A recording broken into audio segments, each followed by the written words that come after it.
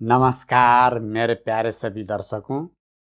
आइए इस वीडियो में वेद मंत्रों को लेकर क्या-क्या बातें हो रही है उसको जान लेते हैं। फिर उसके बाद मैं आप सबको प्रमाण की तरफ ले जाकर इस समस्या का समाधान करने का प्रयत्न करूंगा। अगर मेरा वीडियो आप लोगों को अच्छा लगता हो, कृपया लाइक, शेयर और सब्सक्राइब करना मत भूलें। चलते हैं वीडियो की तरफ। मैं नहीं मानता, इसलिए ऋग्वेद का हवाला स्टैंड बाय है। ऋग्वेद, ये ऋग्वेद का हवाला ले लें, आपकी स्क्रीन के ऊपर है। ऋग्वेद है मंडल 6, सोकत है 72 और मंत्रा है उसका सेकंड। उसमें लिखा है ये ओपाध्यान स्कंबम बतु, ये अल्फाज हैं संस्कृत के अंदर। क्या लिखे हैं? Indra and Soma, you have led on the dawns, you have unpraised the sun with his splendour, you have propped up the sky, sky को उठाया हुआ है with the supporting pillar, pillar के साथ आसमान को उठाया हुआ है। ऋग्वेदा के अंदर लिखा हुआ है, इसकी ट्रांसलेशन आप चेक कर सकते हैं। एक और हवाला लेने ऋग्वेद का, क्योंकि मैं उधार नहीं रखता, सूद समेत वापस। ऋग्वेदा 8वां मंडल, सोकत है 41वां और मंत्रा है 10। उसके अंदर नीचे लाइन के ऊपर पूरी ट्रांसलेशन नहीं मैं पढ़ा, पब्लिक देख लेगी। He who is successive functions amidst his bright rays or turns, नीचे वाली लाइन में देखें, unborn sun, the sky sports with the pillar of the firmament, both heaven and earth, आसमान और जमीन को पिलर्स के ऊपर रखा हुआ है। यहीं पर बस नहीं, अगला हवाला ले लें ऋग्वेदा का, एक और ले लें। ऋग्वेद मंडल 10, सोकत 111 और मंत्रा है 5। उसके अंदर भी देखे आखिर में लिखा है, he propped up the heaven with a prop, एक पिलर के जरिए, एक सहारे के जरिए हेवंस को उठाकर रखा है। ये है जनाब वेदास की और हिंदू धर्म की साइंस। मुझे बताएं किस जगह पर लिखा हुआ है, साइंस कहां कहती है पिलर्स है, बताएं। सर पिलर्स के बारे में साइंस तो नहीं कहती है, मैं तो आपको करंट बताता हूँ। अगर लिखा तो गलत है, मैं एक्सेप्ट करता हूँ। क्या इस्लाम एक्सेप्ट करेगा कि अर्थ चपटी है कि नहीं, ये बताइए आप। अतकिया और अर्थ मैं बताता हूँ, अतकिया इन सनातनिया। ले भाई पब्लिक, ऋग्वेदा गलत हो गई, ऋग्वेदा गलत हो गई। जो ईश्वर का स्वयं ज्ञान है, वेद गलत हो गई। लो भाई पैक कर, वेद चिल्लाइए मत भी, मतलब का सर मैं बताता हूँ, मैं बोलता हूँ ये गलत है। आप बोलिए कि राहुल भाई बोल रहा हूँ, बोलिए अर्थ चपटी नहीं है, आप बोल दीजिए कि आपका कहाँ पर लिखा है, कहाँ लिखा है, कहाँ लिखा है, कहाँ लिखा है, कॉमन है, कहाँ लिखा है, कहाँ लिखा है, क्योंकि मैंने कुरान कभी पढ़ी नहीं। कहाँ लिखा है? आपने नहीं पढ़ी? एक मिनट सैम भाई, हमने जब बताया है ना, हमने रेफरेंस दिया है मंडल, सोकत, मंत्रा, स्क्रीन के ऊपर। रेफरेंस लेके बैठे हैं क्योंकि आप यही काम करना चाहते हैं। तो आप भी बैठे, आप बैठे, आप क्यों बैठे? हम हमारे पास 500 लोग नहीं बैठे हैं कि हम फ्री में पैसा कमा रहे हैं सुपर चैट के। मेरी बात सुने, मेरी बात सुने। क्या भैया घर बैठे, फिर घर बैठे। राहुल भाई सुनिए, बैठे। आइए सबसे पहले जो इन लोगों ने रेफरेंस दिखाया, ऋग्वेद का 6ठा मंडल का सूक्त संख्या 72 का मंत्र संख्या 2, मैं आप सबको मंत्र पढ़ के भी सुनाता हूँ और 5 विद्वानों के इस मंत्र का हिंदी और अंग्रेजी अनुवाद भी पढ़ के सुनाता हूँ। यह रहा संस्कृत का मंत्र। इंद्रा सोमा वास यथ उषामुत सूर्यम नयथो ज्योतिषा सह उपद्याम स्कंभथुः स्कंभनेना प्रथत पृथ्वी मातरम भी। यह रहा पहला हिंदी अनुवाद इसका। हे इंद्र एवं सोम, तुम उषा को प्रकाशित करो एवं सूर्य को उसकी ज्योति के साथ ऊपर उठाओ। तुम अंतरिक्ष के द्वारा स्वर्ग को स्थिर करो एवं पृथ्वी माता को प्रसिद्ध बनाओ। अब आइए दूसरा हिंदी अनुवाद की तरफ मैं ले चलता हूँ। हे अध्यापक और उपदेशकों, जैसे वायु और बिजली प्रभात काल को और सूर्यमंडल को बसाते हैं, वैसे विद्या और न्याय से प्रजाजनों को तुम बसाओ। जैसे दोनों ज्योति के साथ प्रकाश को रोके, वैसे अच्छे व्यवहार को व्यवहार करने वाले के समीप रोको। जैसे यह दोनों रोकने से माता के समान वर्तमान पृथ्वी को विस्तारते हैं, वैसे ही राज्य को विशेषता से विस्तारो और सुख को प्राप्त करो। अब इसका भावार्थ भी दिया, देखिए। इस मंत्र में वाचक लुप्तोपमा अलंकार है। हे अध्यापक और उपदेशकों, जैसे बिजली और पवन सूर्य आदि लोगों का निवास कराते हैं, वैसे ही प्रजाजनों को अच्छे उपदेश से सुख में बसाओ। अब आइए तीसरा हिंदी अनुवाद की तरफ मैं ले चलता हूँ। हे बल व सौम्यता के भावों, आप हमारे जीवनों के उषा काल को उत्तमता से बिताते हो और ज्योति के साथ ज्ञान सूर्य को उन्नत करते हो। आप मस्तिष्क रूप द्युलोक को आधारभूत स्काम से थामने हो। शरीर में बल तथा हृदय में सौम्यता, ये मिलकर मस्तिष्क रूप द्युलोक के स्तंभ बनते हैं। आप ही मातृतुल्य इस पृथ्वी को विस्तृत शक्ति वाला बनाते हैं। इसका भावार्थ भी दिया, देखिए। बल व सौम्यता से जीवन का उषा काल सुंदरता से बीतता है। जीवन में ज्ञान सूर्य का उदय होता है।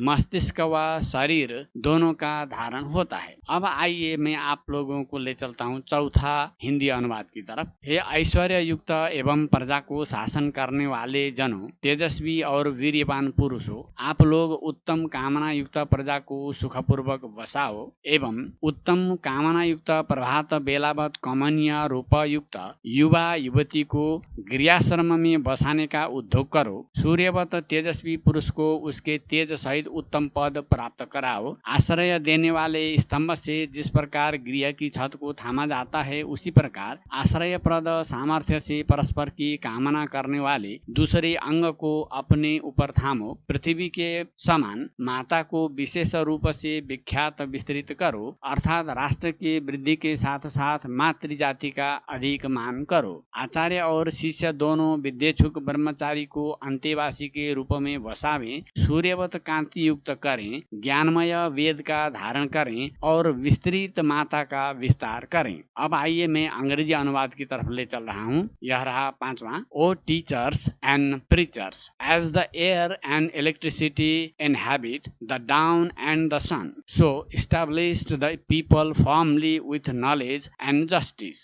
As they uphold the sky with the light, so uphold or support good dealing. As with their support they spread out the earth mother of all, so spread out or make the state advance and lead all to happiness. यहाँ वेद के इन पांचों भाष्यकारों में से किसी ने भी यह नहीं लिखा है कि आसमान को खंबे लगाकर थामा गया है, यानी किसी ने भी यह बात नहीं लिखा कि आसमान को किसी पिलर से सपोर्ट किया गया है। अब आइए जो इन लोगों ने दूसरा रेफरेंस दिखाया ऋग्वेद का 8वां मंडल का सूक्त संख्या 41 का मंत्र संख्या 10। मैं आप सबको मंत्र पढ़ के भी सुनाता हूँ और 4 विद्वानों के इस मंत्र का हिंदी अनुवाद भी पढ़ के सुनाता हूँ। यह रहा संस्कृत का मंत्र। यह श्वेताम अधिनिर्णीज चक्रे कृष्णाम अनुव्रता सधाम पूर्व्यम ममेयः स्कंभेन विरोधसी अजो न द्याम धारण न भंतामन्य के समय। अब यह रहा इसका पहला हिंदी अनुवाद। जो वरुण अपनी किरणों को दिन में श्वेत एवं रात में काली बना देते हैं, उन्होंने अपने कर्मों के उद्देश्यों से द्युलोक, अंतरिक्ष एवं धरती को बनाया है। सूर्य जिस प्रकार द्युलोक को धारण करते हैं, उसी प्रकार वरुण अंतरिक्ष के द्वारा देवा पृथ्वी को धारण करते हैं। अब यह रहा इसका दूसरा हिंदी अनुवाद। देखिए, कर्मों के अनुसार जो वरुण वाच्य परमात्मा श्वेत किरणों को अर्थात दिनों को बनाता है और कृष्ण किरणों को अर्थात रात्रि को बनाता है, अथवा सात्विक और तद विपरीत तामस जीवों को बनाता है, पुनः कर्म के अनुसार ही वह वरुण पूर्व धाम को रचता है, जो स्व महिमा से परस्पर रोधनशील देवा पृथ्वी को अच्छे प्रकार से धरे हुए हैं। ऐसे ही जैसे सूर्य अपने परितः स्थित ग्रहों को धारण करता है। अब इसका भावार्थ देखिए। वह परमात्मा ही दिन रात और सात्विक तथा तामस जीवों को बनाता है। अब आइए इसका तीसरा हिंदी अनुवाद की तरफ मैं ले चल रहा हूँ। जो प्रभु प्रकाश से चमकते हुए श्वेत रंग के अतिशयन शुद्ध सूर्य आदि लोकों को बनाते हैं तथा नियमों के अनुसार भूमि आदि कृष्ण लोकों को बनाते हैं, वे प्रभु ही सर्वोत्कृष्ट मोक्ष लोक का निर्माण करते हैं। जो प्रभु अपनी धारक यानी थामने की शक्ति से देवा पृथ्वी को विशेष रूप से धारण करते हैं, वे सर्व संचालक के समान इस देदीप्यमान आदित्य को धारण करते हैं। अब देखिए इसका भावार्थ। प्रभु ही स्वयं प्रकाश सूर्य आदि लोकों को तथा स्वयं आकाश पृथ्वी आदि लोकों को बनाते हैं। प्रभु ही मोक्ष लोकों का निर्माण करने वाले हैं, यानी प्रभु ही मोक्ष लोक हैं। वे अपनी धारण शक्ति से द्युलोक, पृथ्वी लोक एवं सूर्य को धारण करते हैं। अब आइए मैं चौथा हिंदी अनुवाद की तरफ ले चल रहा हूँ। जो प्रभु सबका स्वामी सूर्यवत अति शुद्ध श्वेत किरणों को व सूर्यादि लोकों को भी नियमों के अनुकूल चलाता है और जो रात्रि कालों के समान अंधकारमय या आकर्षणमय प्रकाश शून्य पृथ्वी आदि लोकों को भी नियमों के अनुसार ही अपने अधीन रखता है और जो सबको थामने वाले महान बल से सूर्य और भूमि को आकाश में थामता है, स्वयं अजन्मा होकर सर्व संचालक के समान ही सूर्य या आकाश को धारण स्थापन करता है, वह सर्वश्रेष्ठ वरुण सबसे पूर्ण धारण सामर्थ्य या लोक व तेज को धारण करता है। देखिए, यहाँ वेद के इन चारों भाष्यकारों में से किसी ने भी यह नहीं लिखा है कि आसमान को खंबे लगाकर थामा गया है, यानी किसी ने भी यह बात नहीं लिखा कि आसमान को किसी पिलर से सपोर्ट किया गया है। अब आइए, जो इन लोगों ने तीसरा रेफरेंस दिखाया ऋग्वेद का 10वां मंडल का सूक्त संख्या 111 का मंत्र संख्या 5। मैं आप सबको मंत्र पढ़ के भी सुनाता हूँ और 4 विद्वानों के इस मंत्र का हिंदी अनुवाद भी पढ़ के सुनाता हूँ। यह रहा संस्कृत का मंत्र। इंद्रो दीवः प्रतिमानं पृथिव्या विश्वा वेद सवना हन्ति शुष्णम् महिं चिद द्यामा तनुत सूर्येण तास्कंभ चित्कंभनेन स्कभियान। अब यह रहा इसका पहला हिंदी अनुवाद। ऐश्वर्यवान परमात्मा द्युलोक का पृथ्वी का प्रतिष्ठित करने का अधिष्ठान है। सारे उत्पन्न आकाशीय पिंडों नक्षत्रों को जानता है, स्वाश्रय में लेता है, शोषण करता आवरणकर्ता को जल वर्षा कर नष्ट करता है। महति भी द्योतन रूप गगन स्थिति को सूर्य द्वारा भली भांति प्रकाशित करता है। अत्यंत स्कंभित करने वाला थामने वाला परमात्मा सूर्य द्वारा स्कंभन बल से स्कंभित करता है। देखिए इसका भावार्थ। परमात्मा महान नक्षत्र तारा युक्त गगन मंडल को सूर्य द्वारा सूर्य के साथ थामता है, चमकता है, द्युलोक पृथ्वी लोक का अधिष्ठान है, सब लोगों को जानता है, शोषकता को जल वर्षा कर नष्ट करता है। अब आइए इसका दूसरा हिंदी अनुवाद की तरफ ले चलता हूँ। यह परमेश्वर्यशाली प्रभु द्युलोक तथा पृथ्वी लोक का प्रतिमान है, बनाने वाला है। सब लोगों को ये जानते हैं। प्रभु के ज्ञान से कुछ भी तिरोहित नहीं। ये प्रभु ही हमारा शोषण करने वाले इस काम को नष्ट करते हैं। काम को नष्ट करके ज्ञान के आवरण भूत वृत्र को समाप्त करके प्रभु निश्चय से इस महनीय अत्यंत महत्वपूर्ण मस्तिष्क रूप द्युलोक को ज्ञान रूप सूर्य से प्रकाश युक्त करके विस्तृत करते हैं। वे धारण करने वालों में उत्तम प्रभु अपनी धारक शक्ति से इस ब्रह्मांड का धारण करते हैं। वस्तुतः प्रभु ही सबके आधार हैं। अब आइए इसका भावार्थ को जानते हैं। प्रभु ही ब्रह्मांड के निर्माण व धारण करने वाले हैं। वे ही वासना वृत्र को विनष्ट करके हमारे जीवनों में ज्ञान सूर्य का उदय करते हैं। अब आइए इसका तीसरा हिंदी अनुवाद की तरफ चलते हैं। वह परमेश्वर इस महान आकाश का भी मापने वाला और पृथ्वी का भी मापने वाला तथा उन दोनों से महान है। वह समस्त लोगों को जानता है, वह समस्त दुखों का नाश करता है, वह सूर्य के द्वारा आकाश और पृथ्वी को व्यापता है, उसे प्रकाशित करता तथा वृष्टि अन्न आदि से संपन्न करता है। वह सबको थाम रखने वाले महान सामर्थ्य से सब विश्व को थाम रहा है, क्योंकि वह सबसे अधिक थामने वाला है। अब आइए इसका चौथा हिंदी अनुवाद की तरफ ले चलता हूँ। द्युलोक और पृथ्वी का मापने वाला परमेश्वर समस्त उत्पन्न पदार्थों को जानता है, शोषक मेघ को मारकर वर्षाता है, पृथ्वी और द्युलोक को भी सूर्य के द्वारा विस्तृत प्रकाश वाला करता है। महती धारण शक्ति से युक्त वह धारण शक्ति से सब लोगों को धारण करता है। अब आइए इसका भावार्थ को जानते हैं। पृथ्वी और द्युलोक का मापने वाला परमेश्वर समस्त पदार्थों को जानता है और शोषक मेघ को मारकर वर्षाता है, पृथ्वी और द्युलोक को सूर्य के प्रकाश से प्रकाशित करता है। वह सबसे अधिक धारक शक्ति वाला है, वह धारण शक्ति से समस्त लोगों को धारण करता है। देखिए यहाँ भी वेद के इन चारों भाष्यकारों में से किसी ने भी यह नहीं लिखा है कि आसमान को खंबे लगाकर थामा गया है, यानी किसी ने भी यह बात नहीं लिखा कि आसमान को किसी पिलर से सपोर्ट किया गया है।